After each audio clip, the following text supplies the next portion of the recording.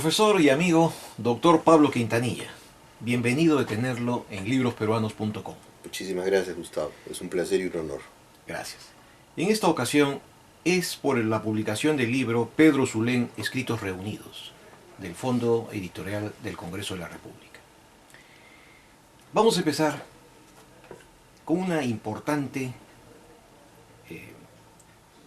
reseña sobre la presentación que haces de Pedro Zulén, que es una semblanza bastante aguda, profunda y pertinente. Usted sostiene que si Pedro Zulén no hubiera fallecido tempranamente, probablemente hubiera introducido en el Perú el pragmatismo norteamericano, en las vertientes de Royce y de Peirce, así como la naciente filosofía analítica. La pregunta sería, ¿acaso esto hubiera significado el hundimiento de su compleja integración entre espiritualismo y hegelianismo? Bueno, yo creo que más que hundimiento podría entenderse como una superación, incluso en el sentido hegeliano de Aufhebung, ¿no? Una superación donde uno asimila, incorpora, procesa, digiere, metaboliza, pero supera, ¿no? Yo creo que lo que vio Zulén en el pragmatismo estadounidense, o sea, en los autores que él conoció, que fueron Josiah Royce, que fue Charles Sanders Peirce, es precisamente lo mejor de lo que Zulén encontraba en el neo-hegelianismo angloamericano de aquella época, y lo que en aquella época también se llamaba el neorealismo, ¿no? Entonces yo más bien vería lo siguiente, yo diría que si Zulén, que es un contrafáctico, ¿no es verdad?, hubiera sobrevivido a esta muerte tan temprana, probablemente hubiéramos tenido a un autor que hubiera desarrollado en el Perú de manera muy temprana, antes que en otros países latinoamericanos, la obra de los primeros filósofos analíticos, de Bertrand Russell, por ejemplo, de los filósofos pragmatistas, cosa que no ocurrió sino hasta mucho tiempo después con Salazar Bondi o con Paco Miro Quesada, ¿no? Hay que recordar que el libro de Zulén sobre el origen de la filosofía pragmatista y analítica en Estados Unidos fue el primer libro en lengua castellana sobre ese tema. Antes que en España, antes que en cualquier otro país latinoamericano. Entonces probablemente hubiera introducido antes que en esos países esa temática. No necesariamente porque sea la tradición correcta, ¿no? Sino simplemente porque es una tradición que debe ser estudiada, ¿no? ¿A qué atribuyes este espacio temporal de casi 50 años para que la filosofía peruana se vuelva a interesar por el pragmatismo y la filosofía analítica? Pues yo creo que varias cosas. Por una parte, ahora, en pleno siglo XXI, nos hemos desacostumbrado a las grandes diferencias en comunicación que había en aquella época, ¿no? Tú y yo hemos vivido cuando no existía el Internet, y entonces los libros llegaban con muchísimo tiempo de retraso, uno no sabía qué es lo que se estaba investigando en Europa o en Estados Unidos, entonces, por una parte eso. Más bien, si Zulén pudo tener acceso a esta información es porque viajó allá, porque estuvo en Harvard, ¿no es cierto?, en Estados Unidos. Si no lo hubiera hecho, quizá eso no hubiera ocurrido. Por otra parte, sí creo que ha habido muchos prejuicios en la historia de la filosofía. Actualmente, como conversábamos antes de cámaras, hay todavía prejuicio contra la filosofía peruana o latinoamericana, pero en aquella época había prejuicio contra la filosofía estadounidense. Se pensaba que Estados Unidos era un país que no podía producir una filosofía en gran profundidad. En algún momento Heidegger dijo que la filosofía solo había escrito en griego o en alemán. De manera que la filosofía en lengua inglesa, la filosofía en lengua francesa, la filosofía en lengua italiana o en lengua española no sería viable. Entonces pienso que hay prejuicios de esa naturaleza. Es más, creo que en Estados Unidos mismo el pragmatismo empieza a ser revalorado cuando es valorizado en Alemania por autores como Habermas o como Tugendhat o como Appel. Mi maestro en la Universidad de Virginia fue Richard Rorty, y él en alguna ocasión me contó que Habermas le había dicho a Rorty: ¿por qué ustedes en Estados Unidos se dedican a temas tan técnicos que son útiles en la filosofía sin duda, pero por qué están obsesionados con eso, teniendo una tradición filosófica tan rica como es el pragmatismo?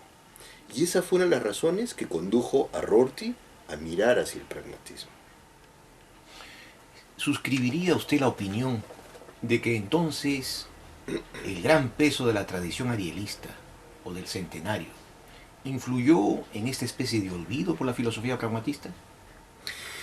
Eh, Quizá, pero en realidad, claro, la generación arielista no se interesó por esos temas, ¿no? La generación arielista se interesó básicamente por el debate entre positivismo y espiritualismo, aunque hay algunos autores de esa generación o cercanos a esa generación que sí conocieron el pragmatismo. Por ejemplo, Jorge Polar leyó a William James de manera muy temprana. Javier Prado leyó a William James. Mariano Iberico, que es posterior, leyó a William James, los conocía. Pero quizá no les dieron la importancia que la historia demostró tenían posteriormente. Y este no abrazar la tradición o la cultura pragmatista en nuestro medio tuvo motivaciones extrafilosóficas, como por ejemplo nuestro desarrollo material. Es posible, yo creo que son muchísimas las causas que afectan el desarrollo de una tradición filosófica o el no desarrollo de una tradición filosófica. Esa puede ser una razón, pero yo también creo que, insisto en el asunto del prejuicio, ¿no? También considero que el hecho de que esta filosofía fuese cultivada en los Estados Unidos y que durante algunas décadas del siglo XX Estados Unidos fuera visto como la fuente de todos los males políticos del universo, o del planeta por lo menos, afectó para que hubiera menos interés por la filosofía que se producía ahí. Y eso sigue ocurriendo en algunos otros países latinoamericanos. Zulem piensa que la realidad es lo absoluto o el ser. Y usted señala que da la impresión que sostiene una posición cercana al panteísmo o panenteísmo. Se podría sospechar que sus raíces orientales, específicamente su ascendencia china, está detrás de esta idea de lo absoluto. Es una hipótesis sumamente interesante. Yo creo que habría que explorar esa hipótesis, habría que investigar. Por una parte, suena muy razonable que él hubiera tenido influencia oriental. Por otra parte, no hay evidencia que su padre, que es de origen chino, o su tradición paterna de origen chino, haya influido filosóficamente en él. Supongo que tendríamos que investigar si es que él tuvo lecturas de ese tipo, pero en las obras que hemos publicado en este libro no hay referencias a filosofía oriental, salvo cosas muy específicas. En todo caso, yo lo dejaría como una hipótesis que tendría que ser investigada más adelante. Muy interesante. También usted señala que el proyecto filosófico de Zulem era superar el positivismo y el espiritualismo, y que dicha superación estaría cercana al falibilismo de Peirce. ¿Puede el falibilismo ser considerado como una de las variantes del relativismo? Bueno, yo creo que no. De hecho, yo considero que el falibilismo y el pragmatismo en general son una superación del relativismo y del escepticismo. De hecho, ese era el proyecto de Peirce, ¿no? El falibilismo puede ser entendido como una tesis que sostiene que cualquiera de mis creencias podría ser falsa, pero no todas, ni la mayor parte al mismo tiempo, ¿no? Porque lo que asigna significado a una cualquiera de mis creencias es mi red de creencias, mi sistema de creencias. Entonces, por una parte, el falibilismo hace imposible el escepticismo global, que sería la versión contemporánea de lo que en el caso de Descartes era el escepticismo exagerado, hiperbólico, ¿no? Por otra parte, Peirce también se opone al relativismo, entendido como la tesis que sostiene que no hay criterios objetivos para determinar el valor de verdad de una creencia. Él sí creía que había criterios objetivos para determinar el valor de verdad de una creencia. Yo lo que vería es una tradición que comienza con Peirce, y claro, por supuesto Peirce tiene antecedentes, y esos antecedentes están en la historia de la filosofía europea, pero que comienza con Peirce, tiene como un importante continuador a Wittgenstein, sobre todo el segundo Wittgenstein, sobre todo ese libro extraordinario que es sobre la certeza, über Gewissheit, que es muy pragmatista, muy peirceano, ¿no? Hay que recordar que Wittgenstein tuvo la influencia del pragmatismo, no directamente por Peirce, porque no leyó a Peirce, sino por Ramsey, que era un gran amigo de Wittgenstein y un scholar en Peirce, y porque Wittgenstein leía así de primera mano a James, era uno de sus autores favoritos, aunque lo criticaba mucho también, ¿no? Entonces yo vería una tradición que comienza con Peirce, tiene al segundo Wittgenstein, posteriormente a Thomas Kuhn. La filosofía de la ciencia de Kuhn tiene un gran corte pragmatista, ¿no? Willard Van Orman Quine, definitivamente, quien deliberadamente dice que tiene elementos pragmatistas, Donald Davidson, evidentemente Hilary Putnam, evidentemente Richard Rorty, y en toda esta tradición vería cuestionamientos al relativismo y al escepticismo. Volviendo a Rorty, yo una vez le pregunté a él sobre el relativismo, porque la gente lo acusaba de relativista a Rorty, y me dio una respuesta aguda. Me dijo, es imposible ser un relativista practicante. Es decir, es imposible vivir como si uno fuera relativista, ¿no? Y él, que es un pragmatista, o era un pragmatista, jamás hubiera optado por una posición filosófica que no pudiera encarnarse en la vida de uno. Claro. El Perú en los años 20 era un Perú tradicional, que tenía mucha fe en las verdades fundantes, las verdades fuertes. ¿Cree usted que esta característica cultural nuestra, si lo unimos y lo asociamos con el libro de Ribagüero, el carácter literario del Perú independiente, en donde pone mucho énfasis en nuestro carácter imitativo, dependiente de las normas eurocéntricas, cree usted también que por ese motivo que fue tan peruanista la tradición del centenario, que se rechazó de cierto modo continuar con la investigación del pragmatismo en el Perú después de la muerte de Zully? Yo lo que creo es que, en efecto, el Perú de aquellas décadas, la generación del centenario, era extremadamente conservadora, extremadamente tradicionalista, ya hasta rasgos que pueden ser vergonzosos. Por ejemplo, Alejandro Deusto era sumamente racista, explícitamente racista, y muchos autores de la época también lo eran. Yo no creo que hubiera un desinterés por el pragmatismo, había desconocimiento por el pragmatismo, no lo conocían. A quien conocían, claro, era Zullen, que había publicado este libro, pero por otra parte hay que recordar que Zullen era una ave rara en esa generación.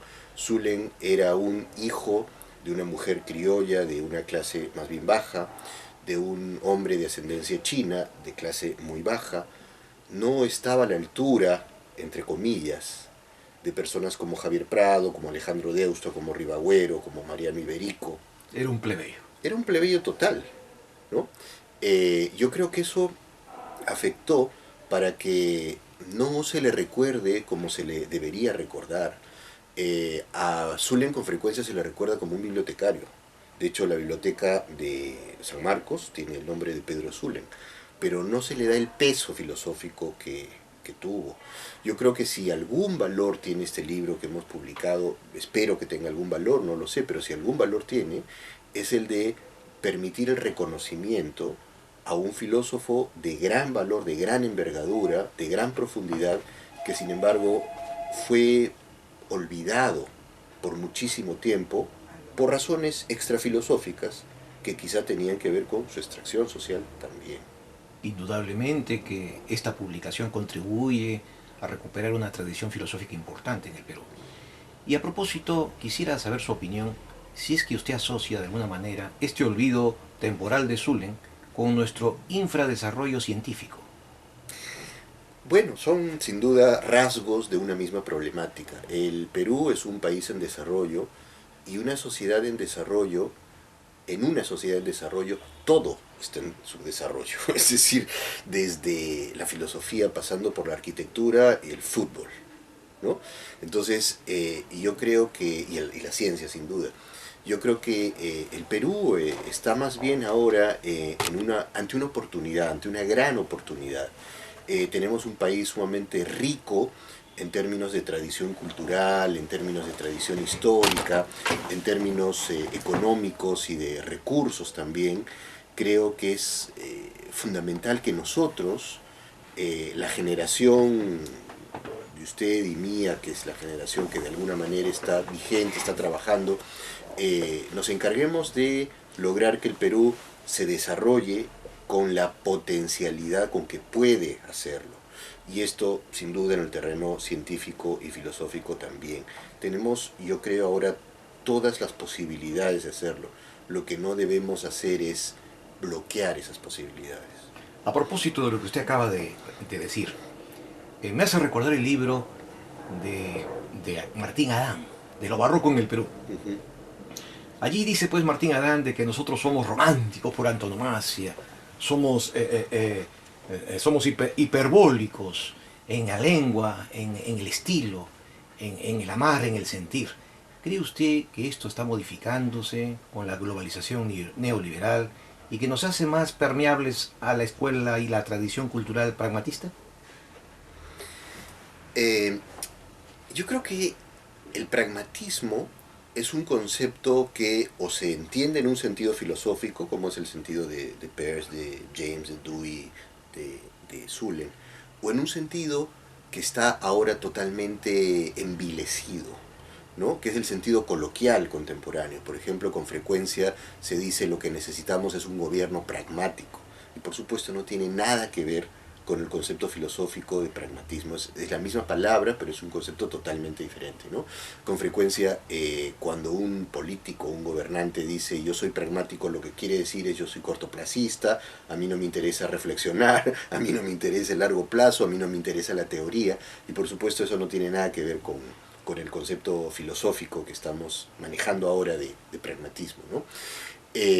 Pero, volviendo a la pregunta, yo creo que la globalización tiene aspectos positivos y aspectos negativos, sin duda. Un gran aspecto positivo es que en efecto hoy día tenemos que compararnos no solamente con el filósofo del barrio, sino con el filósofo que vive en Escandinavia o en Europa o en Estados Unidos o en África o en Oceanía o en el Oriente. Es decir, ese es un efecto de la globalización. Tenemos que trabajar y compararnos e informarnos respecto de lo que ocurre en el planeta, no solo de lo que ocurre en nuestro distrito. Y eso es sumamente positivo, ¿no?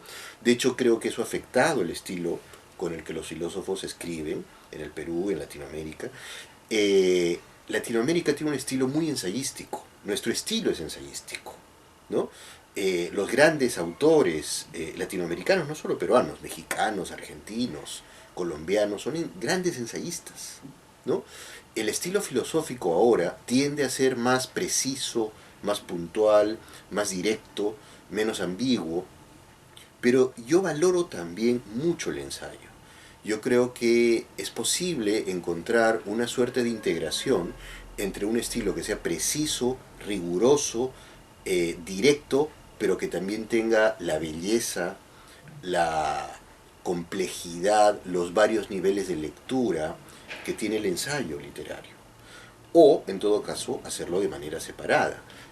Hay grandes filósofos contemporáneos que tienen esa virtud de escribir con una gran prosa, pero con una gran precisión. Uno es Hilary Putnam, que es un gran escritor, es un gran autor. Otro es Quine, otro es Davidson, otro es Rorty. Quizás son los filósofos a los que yo más admiro, ¿no? A mí no me gustan los filósofos excesivamente técnicos, pero tampoco me gustan los filósofos excesivamente vagos. Me gusta una combinación de estilo, elegancia, prosa, pero precisión también, ¿no? Eso nos hace recordar a lo que decía Ferrater Mora, ¿no? En su diccionario filosófico, cuando en el capítulo de filosofía iberoamericana o americana, al tratar de nuestro continente, dice que nuestro continente tiene una filosofía literaria, ensayística, creativa, espontánea, menos metódica, en fin, menos sistemática, Sí. pero muy original, ¿no? Sí, sí, sí, sí, sí. Eso Sí. nos asocia a hacer una pregunta contrafáctica. El duro cuestionamiento del materialismo que realiza Zulem en su obra de 1924, del neohegelianismo al neorrealismo, la pregunta, ¿lo hubiera llevado a pesar del carácter progresista de su pensamiento social hacia un enfrentamiento filosófico con el materialismo histórico de Mariátegui y de Haya? Yo creo que muy probablemente sí. En efecto, Zulem, como se sabe, tenía un gran interés por la política, incluso postuló una diputación por Jauja que perdió, como se sabe también, fue uno de los iniciadores del movimiento proindígena. Entonces era un hombre progresista. Diríamos que era un hombre de izquierda, pero no era un marxista ni un materialista, y menos aún un hombre de mentalidad adocenada. Es decir, no era una persona que fuera fácil de clasificar dentro de un movimiento político, no era hombre de partido, por así decirlo, ¿no? Era un hombre muy autónomo, era un hombre muy libre de pensamiento, era un libre pensador, ¿no?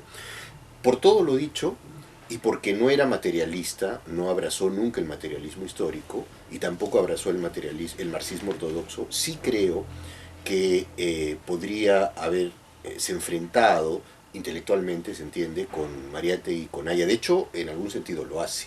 En este texto, en este libro, escribe sobre Mariátegui, solo que no lo llama Mariátegui, sino Juan Chroniqueur, que era el seudónimo de Mariátegui, ¿no es cierto?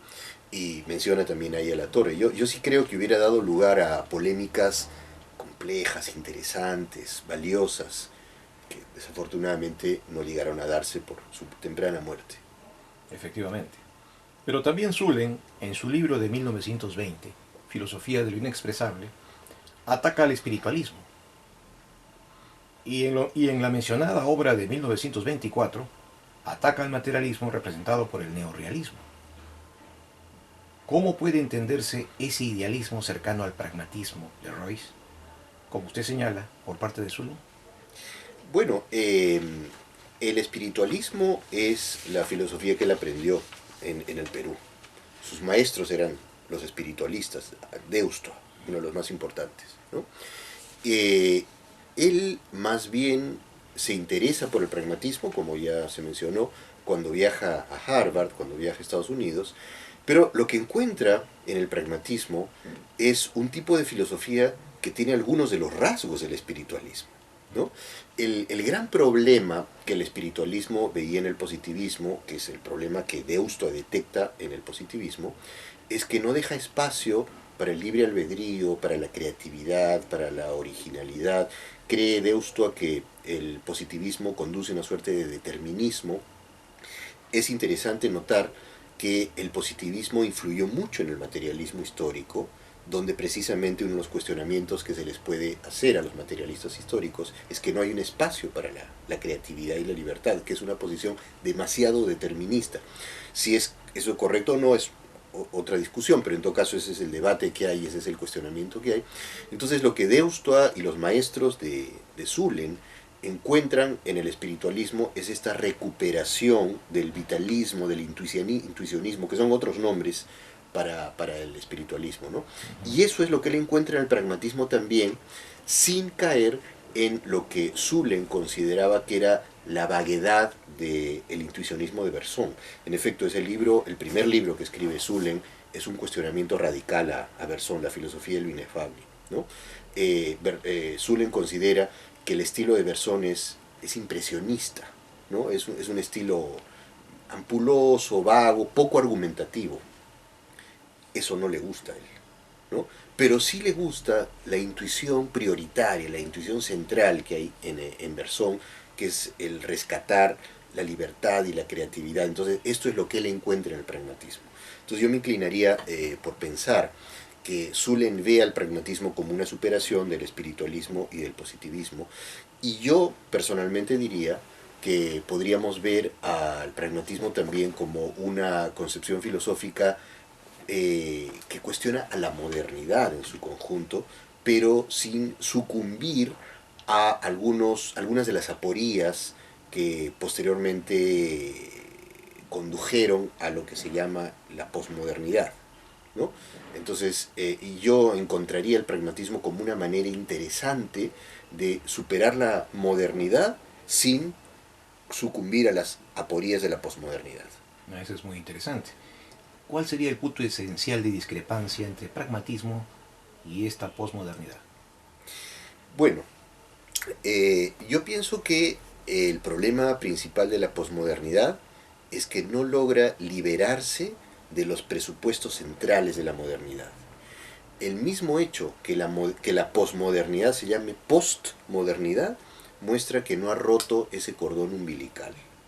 Entonces, mi opinión personal es que algunos de los filósofos postmodernos, no todos se sobreentiende, pero algunos de los filósofos postmodernos siguen utilizando algunos de los conceptos epistemológicos clásicos de la posmodernidad, de la modernidad, los siguen utilizando, pero para intentar librarse de ellos, por ejemplo, los conceptos de fundamento, de verdad, de razón, de justificación, cuando lo que harían los filósofos pragmatistas es más bien resignificarlos, no abandonarlos, resignificarlos.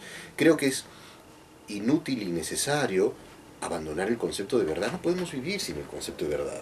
No podemos vivir sin un concepto de fundamento, de razón, de justificación, de corrección.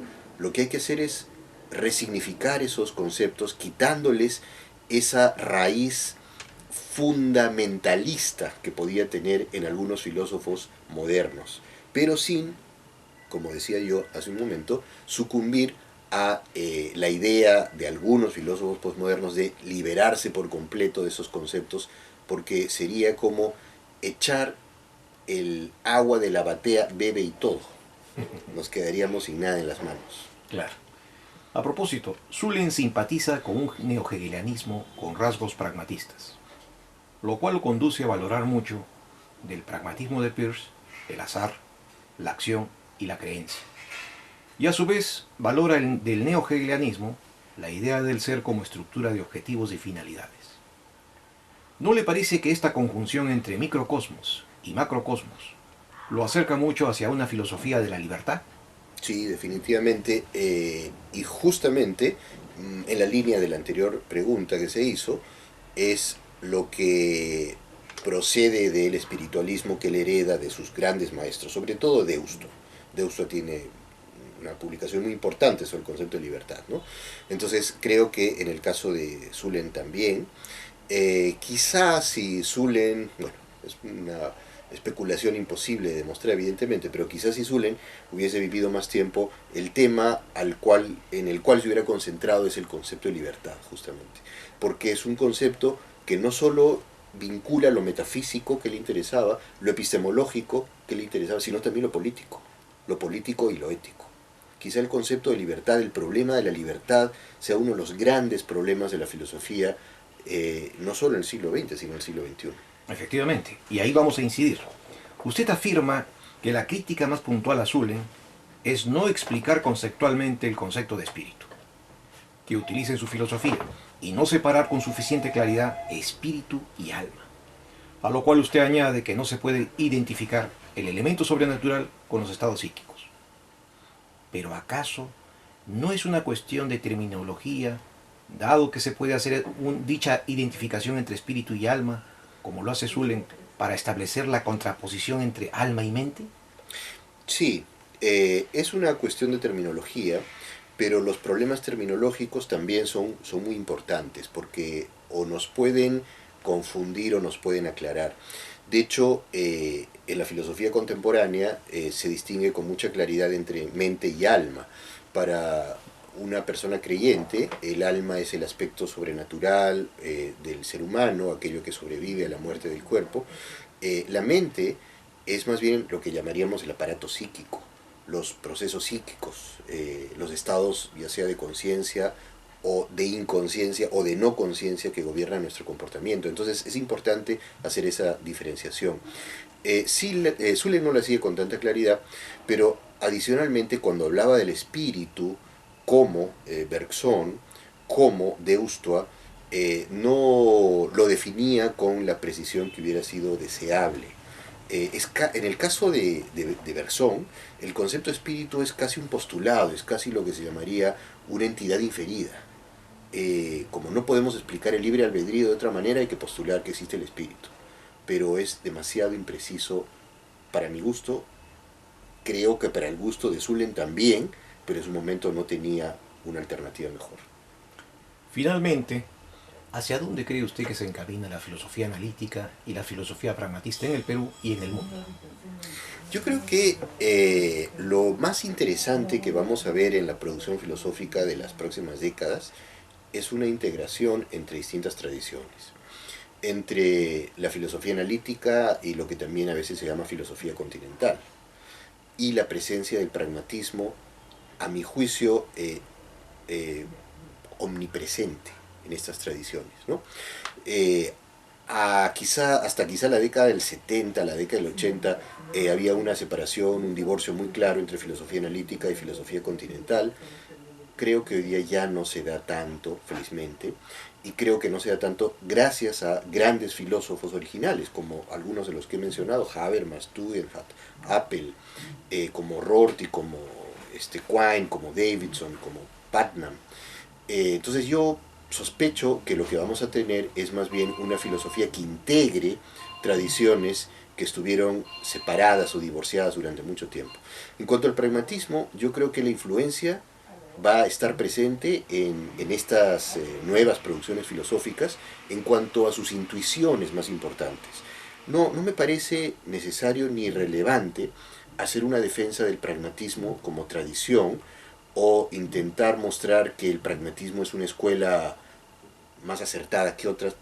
Eso no me parece interesante. Más interesante me parece notar que algunas de las intuiciones del pragmatismo están presentes en los filósofos más interesantes y que por tanto van a seguir estando presentes, ¿no? Por ejemplo, en la filosofía de la ciencia post-kuhniana, en el instrumentalismo, en la concepción de la política que se hereda de Mead, George Herbert Mead, que es tan influyente en las ciencias sociales, en la epistemología post-wittgensteiniana. Entonces, pienso que el pragmatismo va a sobrevivir, ya sea con ese nombre, o con otro nombre, o con ningún nombre, en esas intuiciones en otros autores. Esta visión optimista suya de una futura integración supone la superación filosófica de la posmodernidad. Yo creo que sí. Yo creo que la posmodernidad ya dio todo lo que tenía que dar de sí. De igual manera, creo que la modernidad ya dio todo lo que tenía que dar de sí. Yo creo que lo más interesante que veremos en las próximas décadas será una filosofía que intente recuperar los grandes conceptos de la filosofía, como dije hace un rato, verdad, conocimiento, significado, certeza, fundamento, pero con un enfoque diferente, con un enfoque, diría, deflacionista, minimalista, ya no con las pretensiones objetivistas, fundamentalistas de la modernidad, pero tampoco con la pretensión de abandono de la filosofía posmoderna.